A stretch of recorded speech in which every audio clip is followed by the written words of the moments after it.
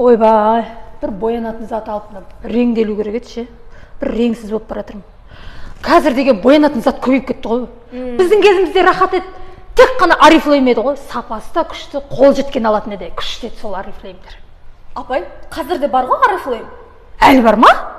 Әліңіз не, сол үлкен компания ғой, жылдан жылға дамып жатыр. Мен бір ана Жансая Құлахметова деген подружкам бар. Мынандай қыз. Соған хабарласыңызшы. Сіз білесіз ба, ол $500 айына осы Oriflame маркасынан табады. Қойшы? Сонда әлі моддан қалған жоқ қой, Жоқ, мен сізге айтып отырмын ғой, Жансая Құлахметова деген қыз. Соған хабарласыңыз, түсіндіңіз ба? Ойбай, болды, не болды сонша? 500 мың табады деп отыр ғой.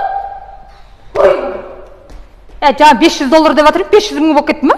Доллар! Ойбай, мыналарың өстіп айғайлап жұмыс істейді ме? Не ойлап? Сен қорқақсың, келе алмайсың, келе алмасың.